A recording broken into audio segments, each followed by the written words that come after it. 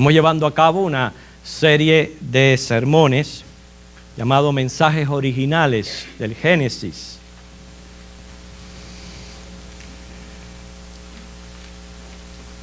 En esta ocasión vamos a estar tratando la gracia de nuestro Dios.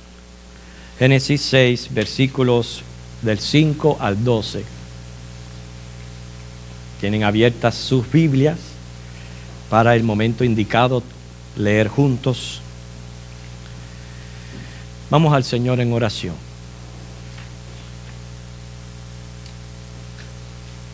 Queremos, en temor a ti, Dios, ser reverentes a tu palabra para poder escuchar tu voz. Tú tienes algo muy importante que decirnos hoy.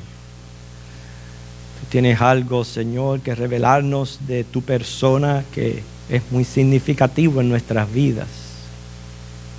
Todos estamos aquí muy necesitados de corrección y de tu palabra. Ayúdanos, Espíritu Santo, porque sabemos que tú eres fiel en enviarla. Somos nosotros los que necesitamos ayuda para disponer el corazón como si fuera un terreno fértil, para que cuando caiga, Señor, la semilla de tu palabra pueda germinar en fe y pueda dar fruto según el porcentaje que tú quieras. Pero obra en esta tarde, Señor, y gracias por enviar palabra. En Cristo, amén. Del mensaje anterior aprendimos el efecto devastador del pecado cuando no se refrena. El pecado convierte al hombre, como vimos en Génesis 6, el versículo 5, prácticamente en un ser miserable. Dice el texto bíblico: todo designio de los pensamientos del corazón son de continuo solamente el mal. Les comparto un Proverbios 28, 18. Dice: el que en integridad camina será salvo, mas el de perversos caminos caerá en alguno. Hermanos, aunque vivamos en un mundo lleno de maldad, no tenemos por qué practicarla. Aunque estemos rodeados de una generación contumaz, carente de temor de Dios, peligrosa, no tenemos por qué dejarnos influenciar por sus presiones. La maldad en otro no excusa mi mal obrar. No tenemos que dejarnos vencer de las tentaciones, sino huir de ellas. La falta de conciencia, la falta de temor de Dios, la falta de amor, trae como consecuencia que procedamos de esta manera, como muestra Génesis capítulo 6, el versículo 5. Pero una de las cosas que más impactó, por lo menos mi persona en este mensaje, es saber que sí, el pecado causa tristeza y dolor en el corazón de Dios. Para el hombre natural que no ama a Dios, el decirle que a Dios le duele el pecado, no le hace nada.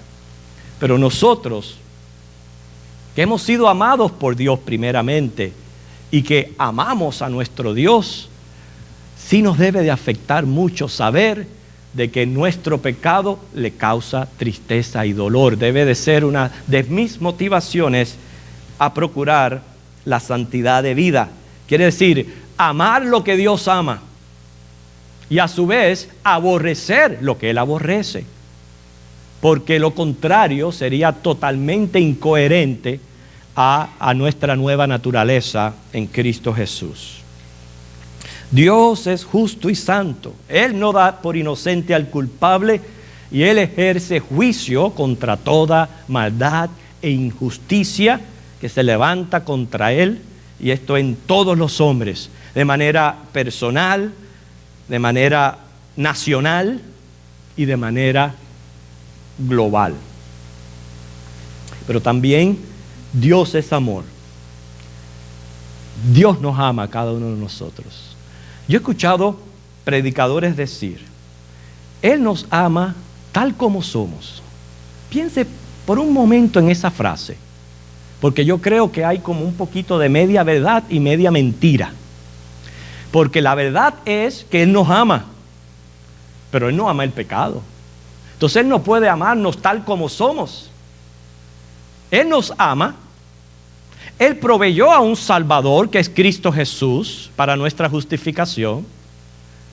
Nos regeneró y nos ha dado el poder del Espíritu Santo para que andemos en novedad de vida. Dios nos ama, pero Él no ama Él no ama el pecado. Entonces, sí tenemos que venir a Él tal como somos, pero conscientes que tenemos que proceder a arrepentirnos y convertirnos de todo pecado. Dios muestra su amor para con nosotros en que, siendo aún pecadores, Cristo murió por nosotros. Estuvimos leyendo nuestra lectura bíblica en Efesios capítulo 2, esta gloriosa verdad, como estando nosotros en esa miseria, en ese estado de pecadores, Él de ahí nos rescató. Él ahí nos sacó por su gracia. Por eso dice, por su gracia somos salvos. Por eso me deleitaba cantando en el coro, como yo quisiera hablarles del amor de Cristo, que hizo esta magnífica obra en nosotros, que no me dejó en la miseria de mi pecado, sino que me salvó y me libró. Génesis capítulo 6, versículo 5 al 12, va a ser nuestro tema de este mensaje. Vamos a enfocarnos en la gracia de Dios. Dice: y vio Jehová que la maldad de los hombres era mucha en la tierra, y que todo designio de los pensamientos del corazón de ellos era de continuo solamente el mal. Y se arrepintió Jehová de haber hecho hombre en la tierra, y le dolió en su corazón. Y dijo Jehová: raeré de sobre la faz de la tierra a los hombres que he creado, desde el hombre hasta la bestia, y hasta el reptil y las aves del cielo, pues me arrepiento de haberlos hecho. Pero Noé halló gracia ante los ojos de Jehová. Estas son las generaciones de Noé. Noé, varón justo, era perfecto en sus generaciones. Con Dios caminó Noé. Y engendró Noé 3 hijos, a Sem, a Cam y a Jafet. Y se corrompió la tierra delante de Dios. Y estaba la tierra llena de violencia. Y miró Dios la tierra, y aquí que estaba corrompida, porque toda carne había corrompido su camino sobre la tierra. Dijo pues Dios a Noé: he decidido el fin de todo ser, porque la tierra está llena de violencia a causa de ellos, y he aquí que yo los destruiré con la tierra. El versículo 8, pero Noé halló gracia ante los ojos de Jehová. Tenemos el primer uso de este término gracia. Muy significativo. Abunda en toda la Biblia, porque es como Dios trata con nosotros los pecadores. Tener un concepto correcto acerca de la gracia de Dios es vital para salvar el alma. ¿Por qué? Porque es la base del Evangelio, nuestra salvación. Y porque la gracia de Dios es como una fuente continua en nuestras vidas. Fíjense que en Juan capítulo 1, 16 dice: porque de su plenitud tomamos todo, y gracia sobre gracia. No nos podemos imaginar realmente el efecto de la gracia de Dios en nuestras vidas. Hermano, todos los días yo disfruto de la gracia de Dios. Todos los días. Todo lo que somos, todo lo que tenemos, todo lo que nos espera, ese cambio de vida que hemos experimentado, esa oración respondida, esa esperanza gloriosa, todo proviene de esta maravillosa gracia. ¿Por qué? Porque es el favor inmerecido de un superior a un inferior. Es la que recibe la criatura del Creador. ¿Y por qué se necesita gracia? Debido a nuestra condición pecaminosa. Si por nuestra condición pecaminosa nada merecemos. Por eso es que es como único Dios trata con nosotros. Fíjense que el versículo dice: pero Noé halló gracia ante los ojos de Jehová. No dice Dios halló gracia en Noé, ¿verdad que no? ¿Verdad que es a la inversa? Fue Noé quien halló gracia ante los ojos de Jehová. Fíjense que que Dios halle a gracia en uno es lo que tratan de hacer. Yo diría, me atrevo a decir, todas las religiones excepto el cristianismo.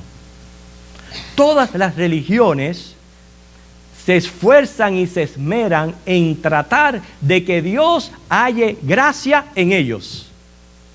Y por eso se lanzan por esfuerzos humanos a hacer obras de caridad, a hacer esto y aquello, a seguir sacramentos, etcétera, etcétera, o indicaciones, regulaciones de cualquier tipo de religión, pensando que haciendo esto pueden salvarse, pueden ganar el cielo. Una de las cosas que siempre les he predicado, esta palabra ganar no debe de estar en la boca del cristiano, porque el cielo no se puede ganar con nada. El cielo, cuando hablamos del cielo, es equivalente a la salvación del alma y a disfrutar de un estado de bienaventuranza, una vida eterna por la eternidad en el paraíso, versus ser condenado al infierno. Ese cielo nadie se lo gana, como nadie lo pierde. Ese cielo es una dádiva de Dios por gracia. Notar que la Biblia dice: Él no fue escogido por su conducta, por su carácter, por su comportamiento o consagración. Fue escogido por gracia. Si volvemos a leer Efesios capítulo 2, el versículo 3.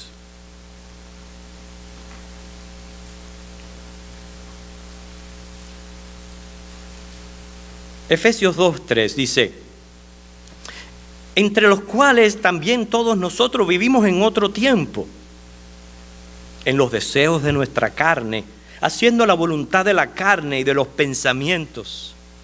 Éramos por naturaleza hijos de ira, lo mismo que los demás. Ese era nuestro estado antes de conocer a Cristo.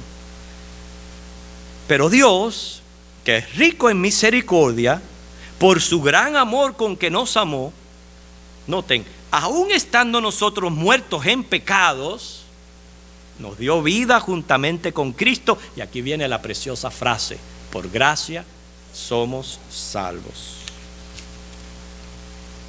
Fíjense cómo Dios decidió raer de la faz de la tierra a los habitantes. Y usted dirá, pero ¿por qué no lo hizo? ¿Por qué dejó vivo a Noé? Tenemos que recordar que cuando Dios promete algo, Él lo cumple, porque es su palabra. En Génesis capítulo 3, versículo 15, Dios prometió que la simiente de la mujer, lo cual es Jesucristo, iba a herir en la cabeza a Satanás. Así que Noé fue escatimado para repoblar el mundo, dar seguimiento al cumplimiento de esta promesa, lo cual equivale a este resultado. Porque cuando el profeta Isaías habló de los sufrimientos del Mesías, dijo: Él va a sufrir, pero Él va a ver linaje. Y este es el resultado. Nosotros, que somos creyentes y somos el linaje de Cristo. Para eso fue Noé escatimado, para que se cumpliera la palabra de Dios.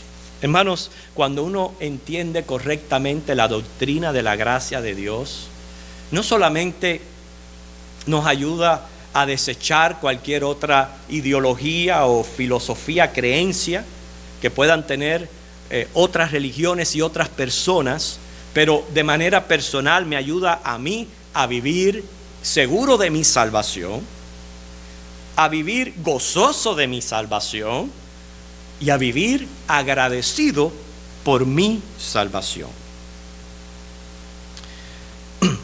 Hay una gran diferencia entre justicia, misericordia y gracia, y pienso que es muy relativo a nuestro tema, así que escuche. ¿Qué es justicia? Justicia es, escuche bien, recibir lo que merecemos. Eso es justicia. ¿Usted está de acuerdo conmigo? Que se hace justicia cuando uno recibe lo que uno merece. Ejemplo, un ladrón debe de pagar por lo que hizo, sea por cárcel, sea retribuyendo lo que robó, etc. Justicia es recibir lo que merecemos.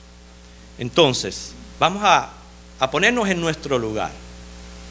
¿Hay alguien aquí que jamás, fíjense, jamás en el término de su vida, nunca ha pecado? Nunca. Jamás.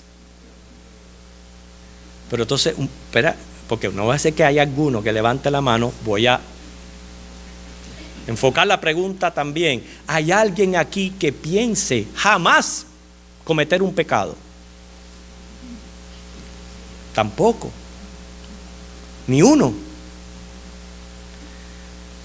Entonces, ¿qué merecemos? ¿Qué merecemos? Sí merecemos algo. Merecemos condenación e infierno. Eso es lo que merecemos. Y justamente lo merecemos. Dice Romanos 3:23, por cuanto todos pecaron, están destituidos de la gloria de Dios. Así que según la justicia, me tengo que quedar callado a la boca. Lo que yo merezco realmente por ser pecador y que posiblemente voy a continuar pecando es condenación, infierno. Pero vamos a ver ahora lo que significa misericordia. Si justicia es recibir lo que merecemos, misericordia es no recibir todo lo que merecemos. Explico. Según el Salmo 7:11, nuestros pecados causan ira en Dios. Sin embargo, a pesar que pecamos a diario, cuando se trata de las misericordias de Dios, dice Lamentaciones 3:22 al 26, que Jehová es fiel. Nuevas son cada mañana, de manera tal que no nos ha consumado. Eso es lo que es recibir misericordia. No recibir todo lo que merecemos. Pero, si quedara ahí, pero aún el amor de Dios se manifiesta más allá, y es cuando ya se usa el término gracia. Porque gracia es recibir lo que no merecemos. ¿Qué no merecemos? Salvación, perdón de pecados, vida eterna, pero también en la tierra, mientras que estamos aquí, protección, preservación, paz. No merecemos que el día que nos vayamos de este mundo seamos glorificados y entremos en un estado de bienaventuranza y de bendición perfecta. Nada de eso merecemos. Sin embargo, Dios lo da. Y lo maravilloso de todo esto es que según Romanos 3:24, dice ahí claramente, siendo justificados gratuitamente por su gracia. Cuando hablamos gratuitamente, no pagamos por ella, pero no porque no haya habido un costo. El problema con el costo es que ninguno de nosotros tiene para costearlo, porque se necesita sangre. Porque dice Hebreo, sin derramamiento de sangre no hay remisión de pecado. Además está decir que ustedes saben que la función de la sangre en nuestro cuerpo es de purificar. Solamente oxigenar, pero también purificar. Y Dios dijo que tenía que ser con sangre nuestra limpieza. Ninguno de nosotros tiene una sangre pura, sin pecado, que pueda pagar el costo. ¿Entiende por qué Cristo tuvo que venir al mundo? ¿Entiende por qué Él tuvo que ser crucificado y derramar toda su sangre?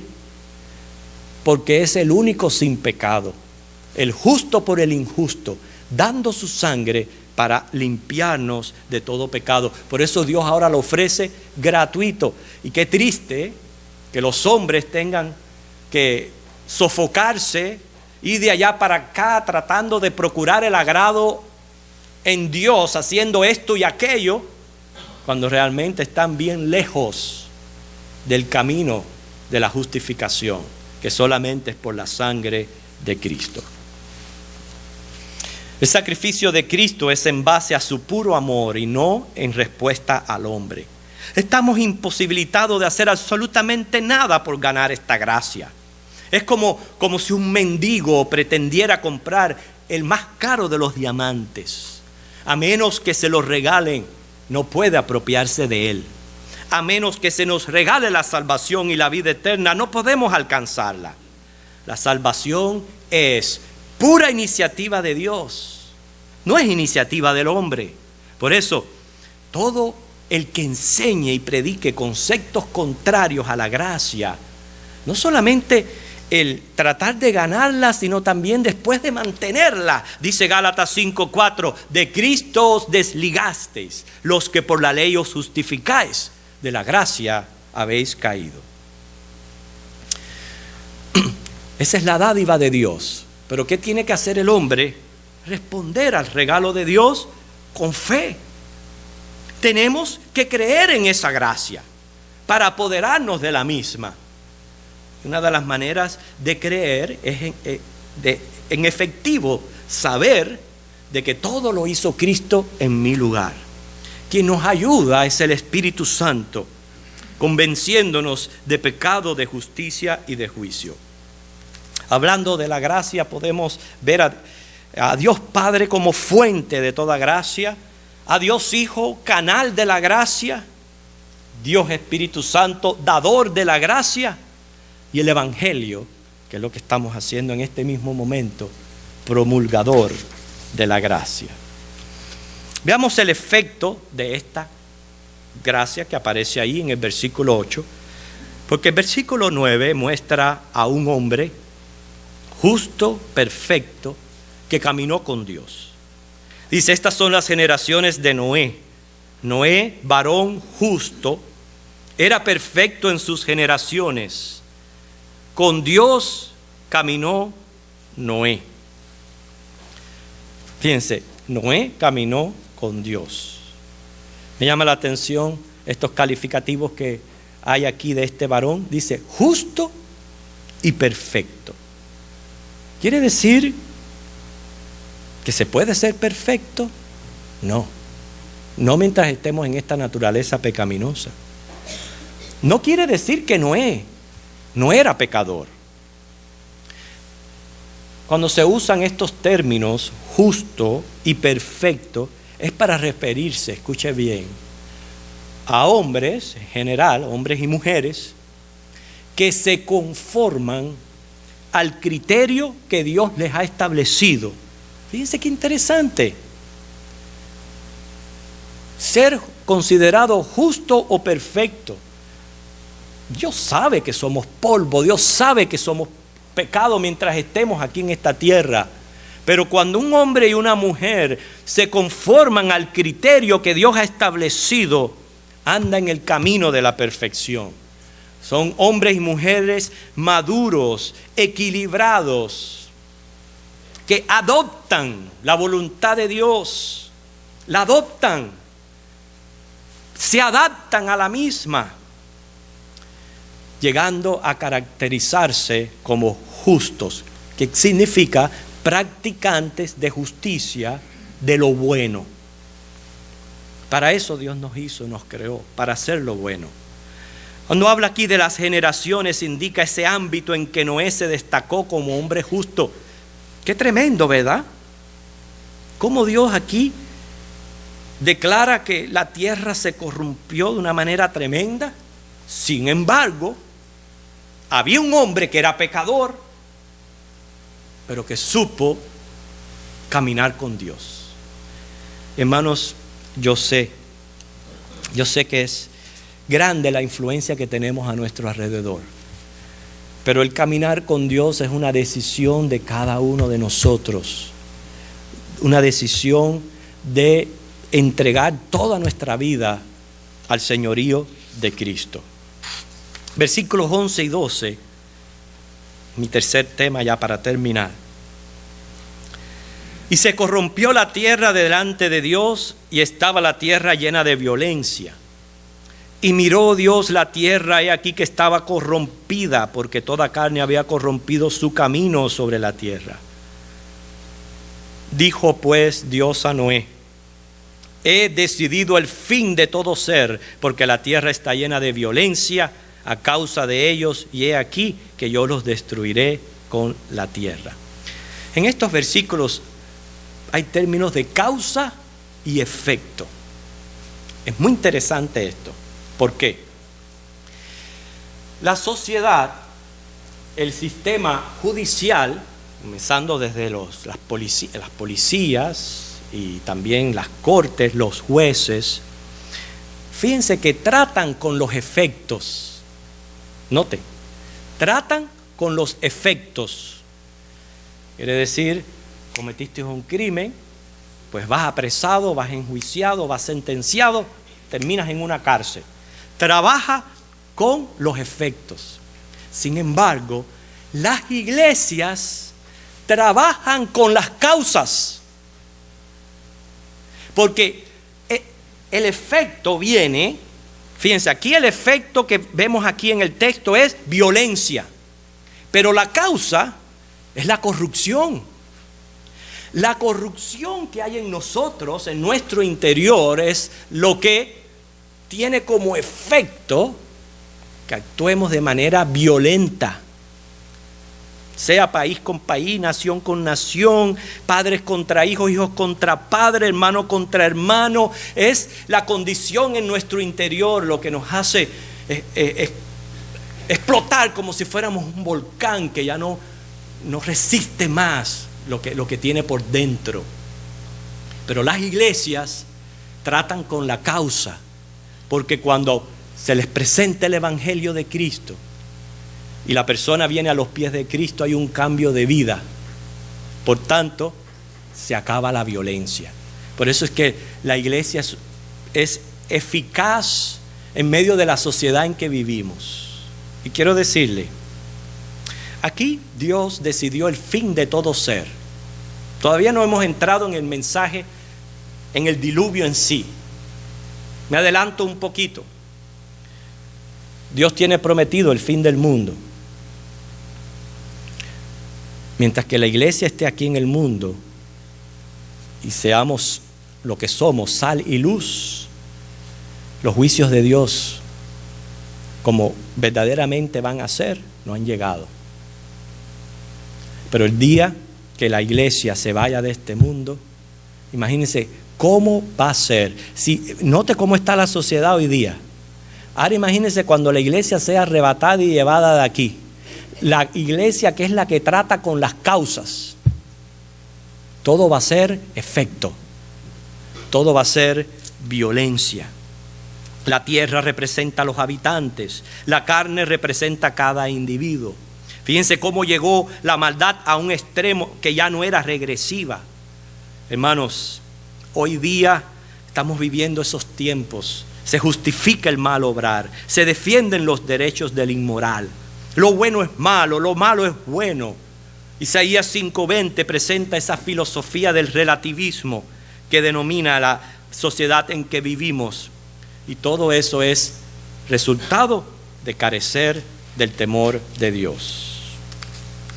Cuando hay violencia en el hogar o violencia doméstica, ese es el efecto de lo que realmente hay en el corazón. Por eso hay que tratar con el pecado. Concluyo, hay 5 razones para un juicio de Dios o diluvio universal, en este caso de Génesis. Primero, para manifestar el gran poder de Dios, quien es creador. Con su simple palabra Él puede controlar las fuerzas de la naturaleza. En estos mensajes le he mandado a leer 2 de Pedro 3, un capítulo relativo a lo que está por venir sobre el mundo. Escuche, el mundo va a volver a ser destruido por otro juicio divino. No por agua, pero por fuego. Eso es lo que está escrito y eso se ha de cumplir y es una manifestación del gran poder de Dios. También otra razón para el diluvio es revelar la pena por el pecado. El juicio servirá siempre de amonestación a los pecadores, una advertencia de que Dios es verdad y justo y no pasa por alto la iniquidad. Tercero, para mostrar la protección del creyente. Y aquí tiene que ver con nuestro tema, la gracia. Dios salvó a Noé. Dios ha tenido mucha gracia para con nosotros, salvándonos y preparándonos para llevarnos el día que Él venga por nosotros. También para indicar la paciencia del Señor. 120 años se le predicó a aquella generación, dando oportunidad al arrepentimiento. Así en los días de hoy Dios es paciente esperando que procedamos al arrepentimiento. Y 5, para ilustrar el propósito de Dios en cuanto a la segunda venida de Cristo. Las características de los días de Noé se están repitiendo en estos últimos tiempos. Mateo 24, 36 al 39. Hay una frase que aparece en Corintios, donde Pablo expresa de una manera preciosa: por la gracia de Dios soy lo que soy. Su gracia no ha sido en vano para conmigo. Pensemos en eso, llevándolo ahora a un aspecto personal. Ya usted sabe lo que es la gracia de Dios, ¿verdad? La gracia de Dios es, juzgue usted si esto no es grandioso o no. La gracia de Dios es el regalo de la salvación, la vida eterna en un paraíso celestial, librándonos de lo que merecemos, que es el infierno. Esa es la gracia. ¿Ok? Ahí está el regalo. ¿Ha sido en vano para con usted? ¿Usted cree que en efectivo usted es pecador y que usted necesita recibir este regalo de gracia, sabiendo ya que por ningún esfuerzo humano el hombre va a poder salvarse? ¿Usted quiere recibir esta gracia, este regalo de Dios en fe, sabiendo que Cristo murió en la cruz por sus pecados, recibiéndole y creyendo en Él como el Señor y Salvador de su vida? ¿Quiere levantar su mano?